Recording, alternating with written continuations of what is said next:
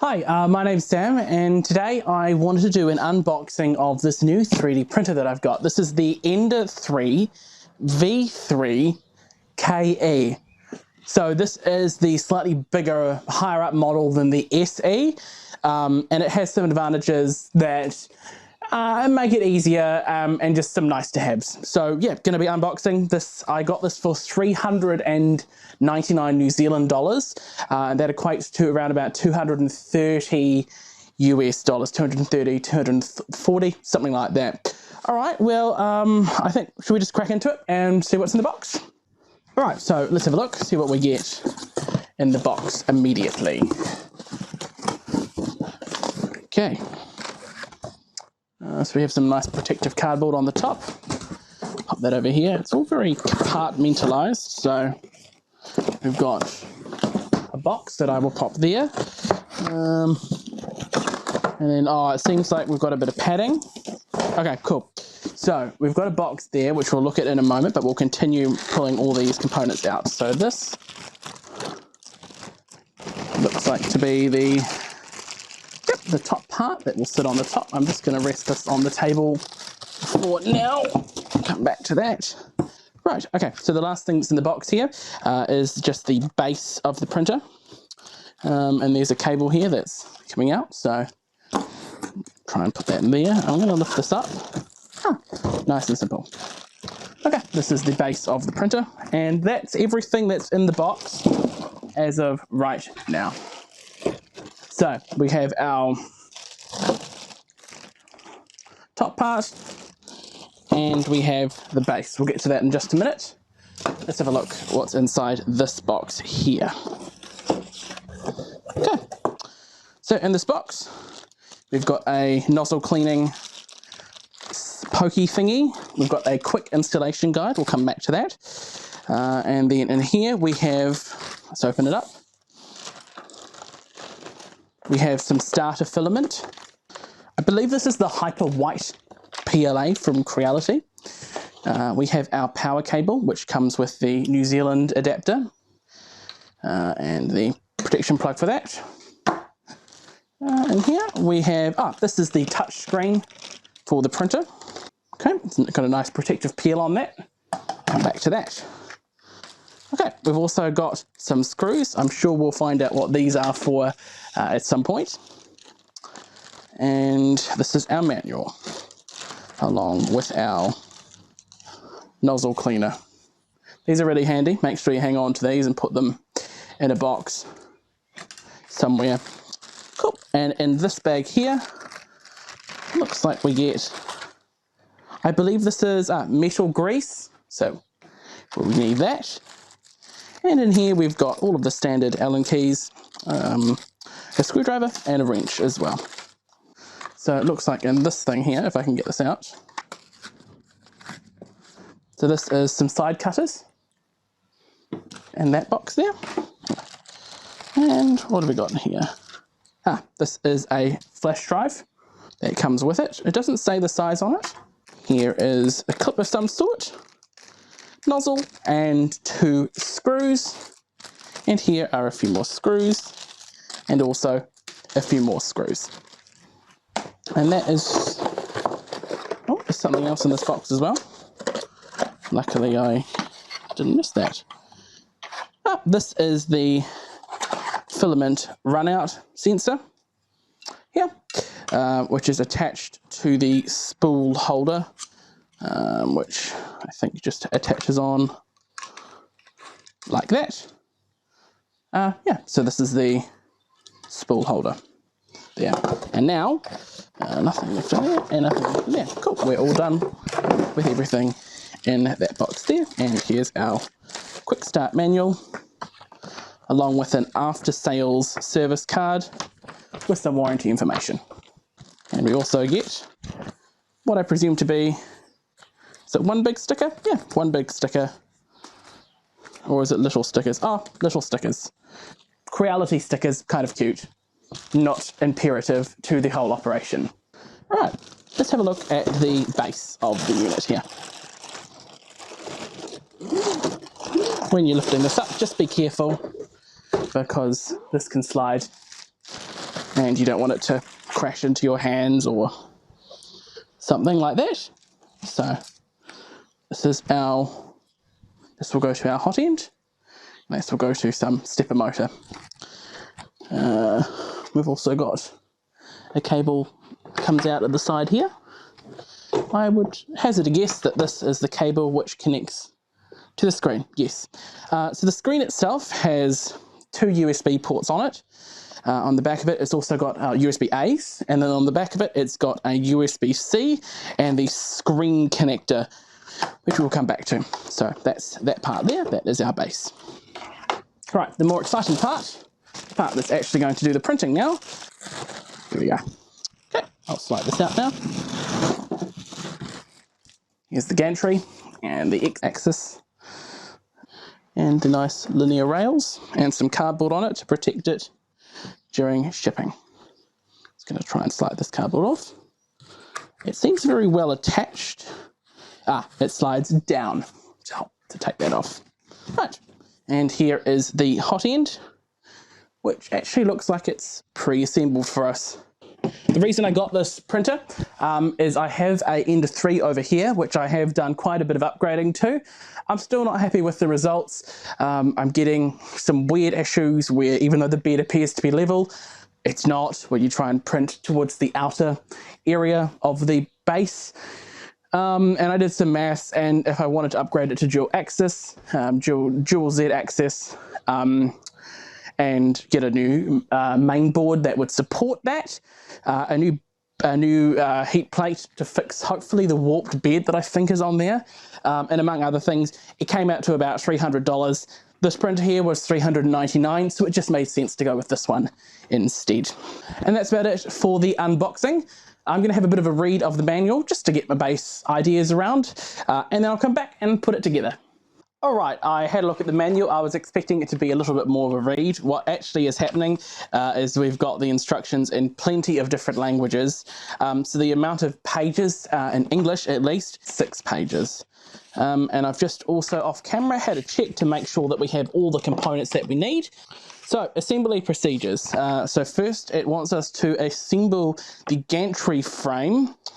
And in the image it's showing to lower the gantry into these points here where they mount, and I can kind of see where they fit in. So it says avoid profile pressing against filament detection line. Right, it's just saying when you put these in, make sure that you don't accidentally squish this cable. So there's a cable here that wants to go somewhere. There's a plug there. I see. I don't see. What I don't understand is how to sit that in. So there's a cable right here, and that needs to sit in there. Okay. Newbie mistake. So this cable, which comes through here, this needs to go through. There's a hole in the very bottom, and that will go through to underneath. So that seems to be fairly steady there now, and I'll just turn this over and show you what I mean. So now the cable that was in the axis comes out underneath. Right, okay, so it says I now need to screw in our M3 by 14 screws. Yep, I see those, of which we have 6, which is in this package here. So let me open that. So we will need all 6 of these screws. And let's get our tools out. We're going to need a Allen key. I think it's this one. It is indeed.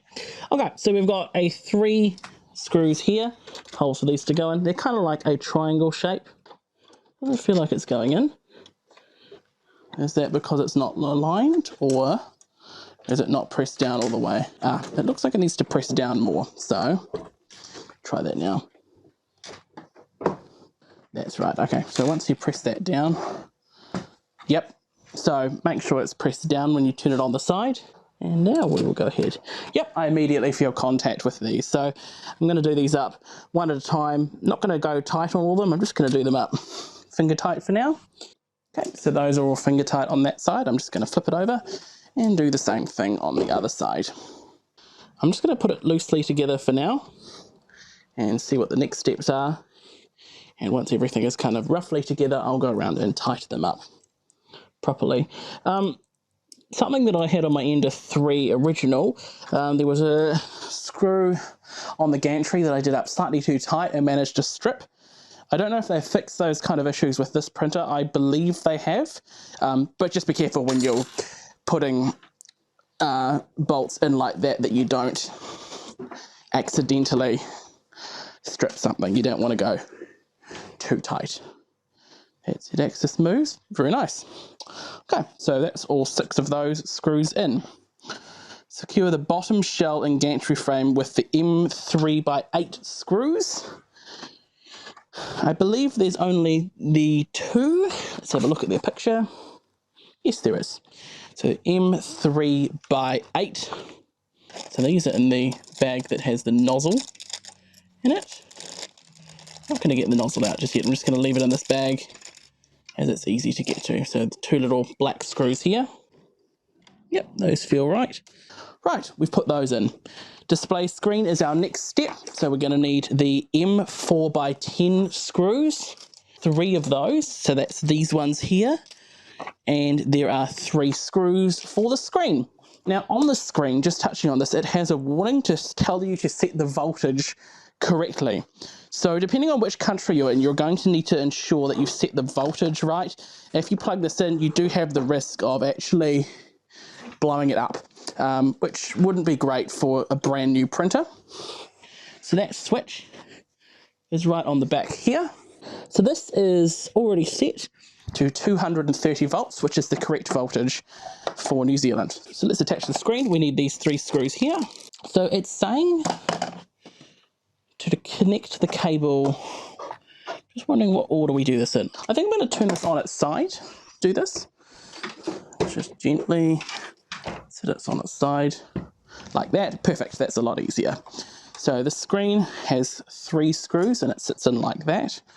Once I get one of these in, it'll kind of hold itself there. Still a bit of wobble. It's the screen wobbling, not the mount, so I'm okay with that. So the next page is attaching the material rack that they call it. I think that just sits there. Which way does it go? Yep, they have it that way. We need 2 of the M5x8 screws, just going back to look. M5x8, 2 screws. These are the only screws left. M5 is the larger ones in here. I believe it's the biggest screws that we need. M5x8, that's the ones. Now, I'm going to undo this, just to give us a bit of room. So the little arm of it is just small enough that it can rotate around. Cool, so those are in. Back to our instruction guides. Equipment wiring. Okay, so the first step is insert the nozzle wire into the nozzle and then install the FFC fixing clip assembly and lock it. So that's what this little plastic is there. I'm gonna move the axis down a bit. Should just make this a little bit easier. Right, we have this wire here, which will come around here. Ah, this makes a lot of sense. So we have this cable here.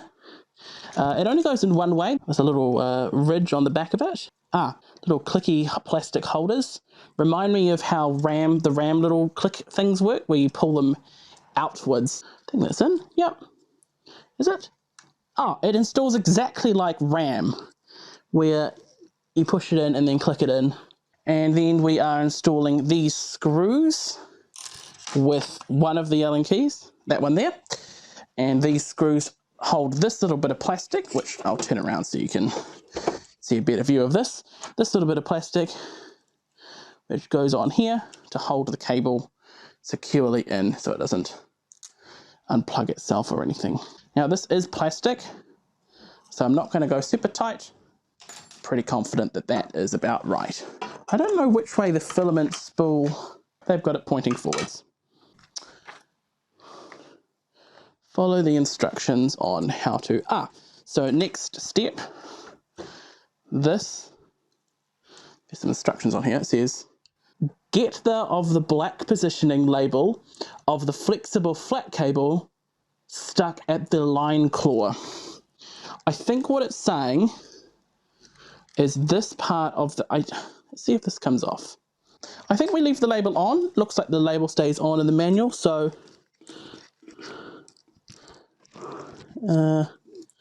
I see. So that sits like that, and then our cable for our extruder, or not our extruder, sorry, our stepper motor, comes up like that. So now if I test our axis, that cable, that seems to be about right. I'm just wondering if this is supposed to go up the other way. I don't think so. And then if we test this at its maximum height as well, yeah, that seems about right. So the next step, it wants us to connect our Z-axis motor. So the Z-axis, there's a little cable here that peeks out, and that looks like that connects into the Z-axis. Right there, nice. Now there's one more thing that I need to put in. I need to connect the run-out cable, the run-out sensor cable, with the cable that comes out of the motherboard. So a little bit fiddly. Here we go. And that sits back in there now. 4 says switch on the power. I'm going to peel the screen. We do love a good peel. I'm going to do one more check just to make sure that that voltage selector is definitely on the right one. So this way is 115. This way towards me is 230. Definitely is on 230 volts. Also just spotted we need to connect the screen, which is now connected. Let's give it some power. Oh, this power cable is a little bit short. The switch was actually in the on position already. I'm not going to do that, and I'm just going to plug it in. Switch on. Okay. It says Creality. Going to spin it around this way. Okay, we get a nice booting animation. Okay. Now that it's on, it's saying to load some filament. I've got some here. This is quite old filament. It won't print very well, but just for the sakes of this video, we'll do that. So feed that through the run-out sensor in the direction that it points through. Got that. We now need to do, looks like we've got a setup on this. So I'm going to select English. Next. Looks like we need to agree to some privacy policy. It's asking me to set up my Wi-Fi network, so I'm just going to do that now. Okay, it says connecting and connection successful. It's got an IP address on my network. Fantastic. Time zone settings. We are in New Zealand. New Zealand NZST. Yes. We are using international. There is a QR code on there. Welcome to the self-check. Please place the printing platform. I think it means make sure that that surface is down. I'm going to click OK. I'll start detecting. Oh, great. Okay.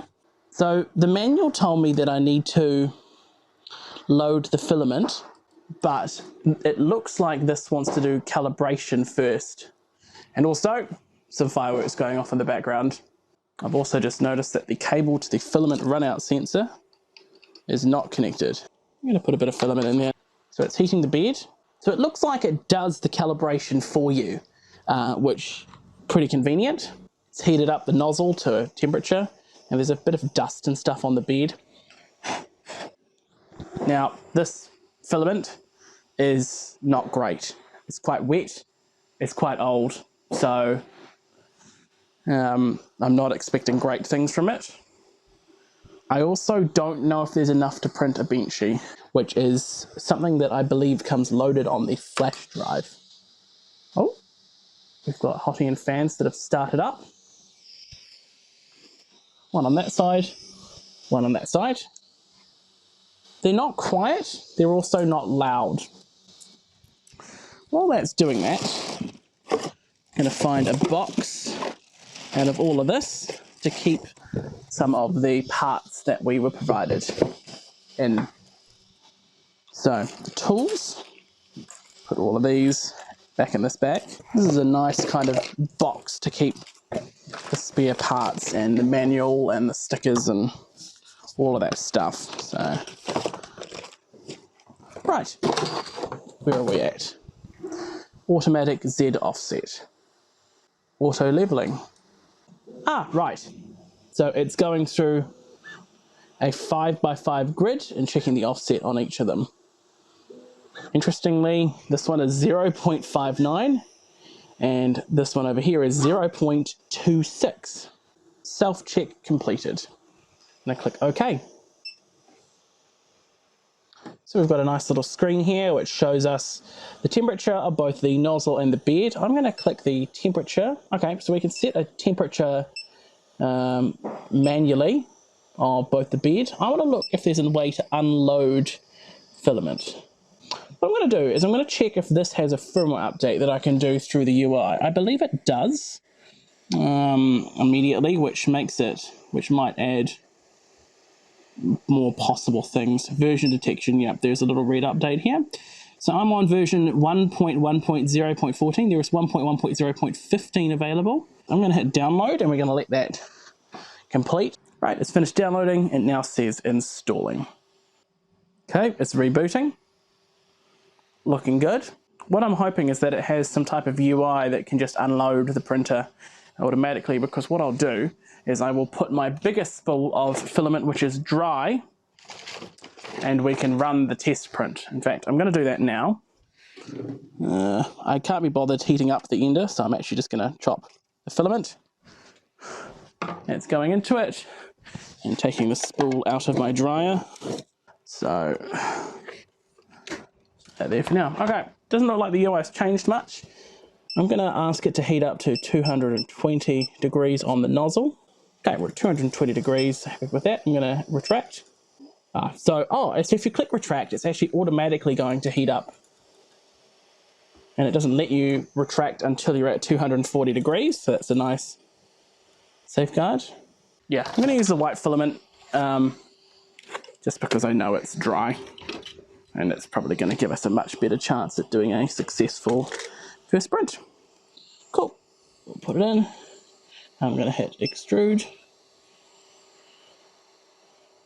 And I guess I just prop it in a little bit.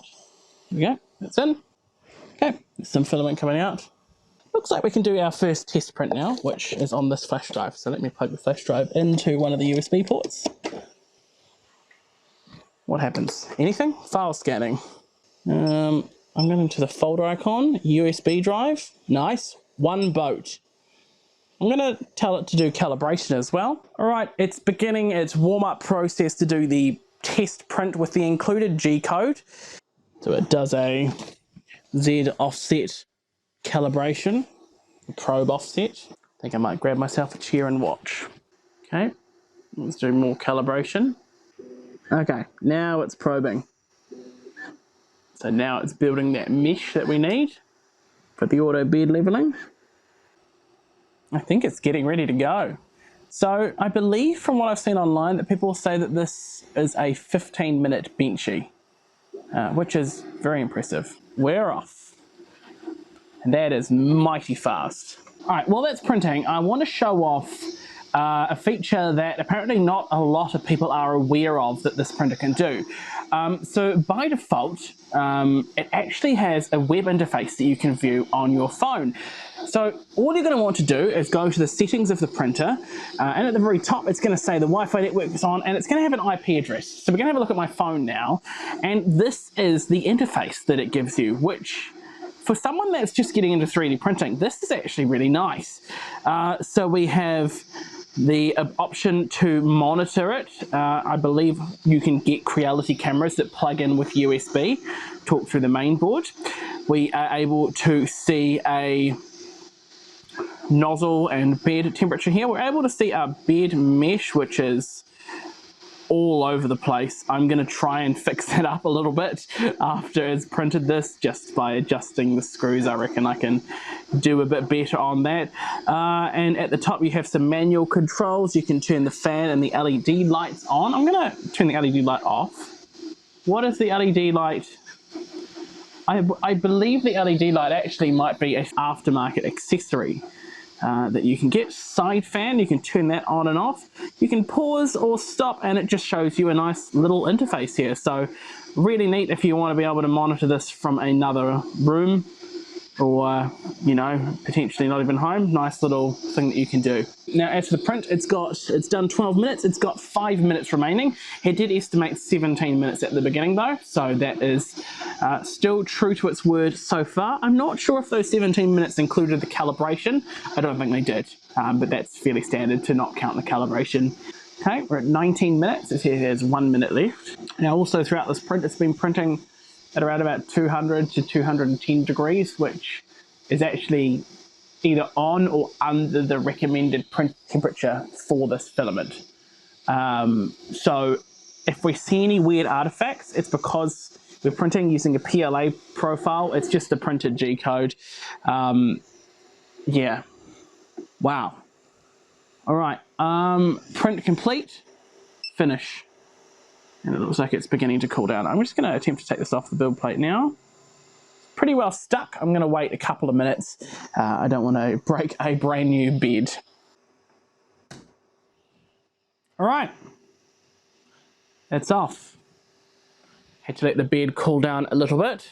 I'm going to have a look on my phone camera, just a bit more close up, to give you a bit of an idea of how this finished Benchy looks.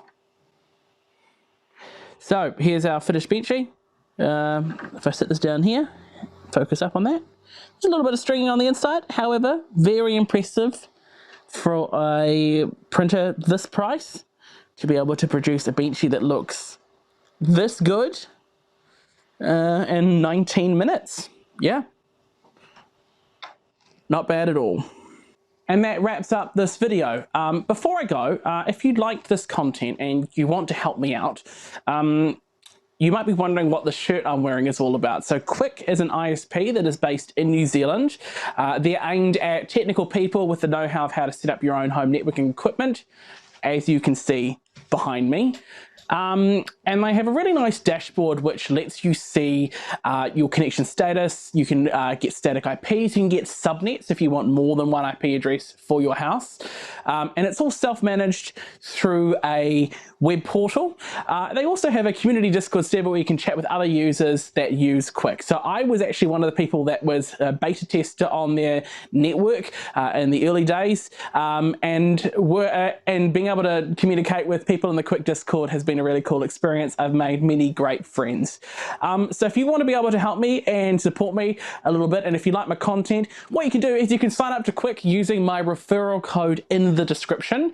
So there's a couple of ways. There's a link you can click, or there's a code that you can enter in when you order. The code will will give you a free setup, so you won't need to pay the $29 setup fee, as well as it will give me $50 that goes to my account that helps me pay for my internet and keep my network addiction going. So if you want to help out and you're in New Zealand and you want to try a awesome ISP, I highly recommend Quic.